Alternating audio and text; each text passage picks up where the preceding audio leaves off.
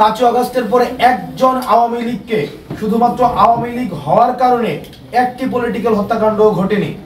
সুতরাং যারা ওই 5 লক্ষ, যে 5 লক্ষ ফেসিবাদের যারা অ্যানাবল ছিল, কোলাবোরেটর ছিল, তারা কিন্তু এখনো পর্যন্ত বাংলাদেশে রয়েছে। তারা এখনো বাংলাদেশে থেকে তারা আমাদের বিরুদ্ধে ষড়যন্ত্র করে যাচ্ছে, এই গণ অভ্যুত্থানের শক্তির বিরুদ্ধে ষড়যন্ত্র করে যাচ্ছে। এবং তারা আমরা কিছু কিছু ক্ষেত্রে আমরা দেখতে পাচ্ছি গণ অভ্যুত্থানের পক্ষের অনেক শক্তির সাথে তারা হাত মেলাচ্ছে এবং সমঝোতা করছে। আমরা তাদেরকে স্পষ্ট ভাষায় বলতে চাই, এই গণ অভ্যুত্থানের শক্তি আমাদেরকে যারা আপনারা সামনে থেকে দেখতে পাচ্ছেন, আমরা আপোষ ছেড়ে সংগ্রামের পথ বেছে নিয়েছিলাম। আমরা এখনো পর্যন্ত সংগ্রামে আছি। এই ফেসিবাদ বিরোধী, ফেসিবাদের সমূল উৎপাটন না হওয়া পর্যন্ত আমরা কখনোই আমাদেরকে আপোষে পাবেন না, আমাদেরকে রাজপথে পাবেন।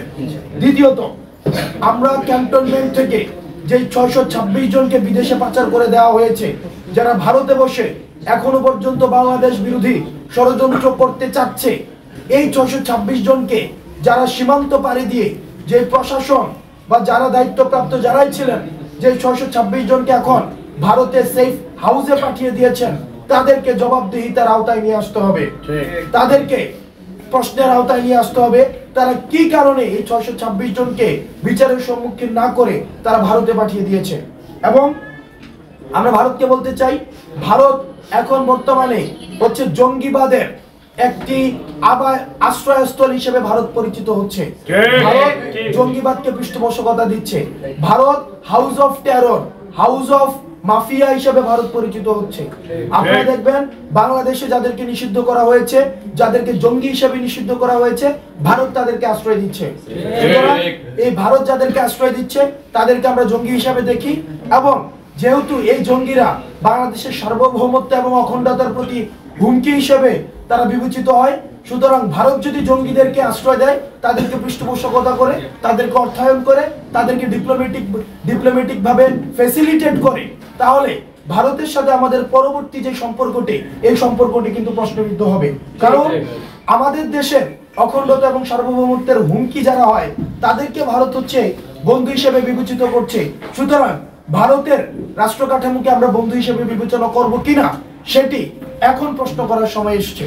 সুতরাং ভারতের উচিত এই যারা জঙ্গি, তাদেরকে ফ্যাসিলিটেট না করে 5ই আগস্টে জনগণের সিদ্ধান্তে যে সরকারটি গঠিত হয়েছে, গণ অভ্যুত্থানের যে সরকারটি গঠিত হয়েছে, সেই সরকারের সাথে এবং জনগণের সাথে সম্পর্ক ডেভেলপে জোর প্রদান করা। দ্বিতীয়ত, আমাদের অ্যাডমিনিস্ট্রেটিভ রিফরমেশন প্রয়োজন। আপনারা জানেন গত 16 বছর ধরে আমাদের এই অ্যাডমিনিস্ট্রেশনের একদম প্রাথমিক পর্যায় থেকে, মাঠ কাঠামো থেকে সচিবালয় পর্যন্ত, সর্বোচ্চ কাঠামো পর্যন্ত অ্যাডমিনিস্ট্রেশনের পদে পদে স্বৈরাচারের দূষণ, স্বৈরাচারের সুবিধাভোগীরা, যারা সুবিধাভোগী তারা সেখানে আখড়া বানিয়ে বসেছে। আমাদের শুধুমাত্র হাসিনার পতন হয়েছে, কিন্তু তার মুরিদ যারা রয়েছে তারা কিন্তু এই ক্ষমতা কাঠামোর স্তরে স্তরে তাদের অবস্থান তারা রেখেছে এবং মিডিয়ার মধ্যেও তাদের সরব অবস্থান রয়েছে।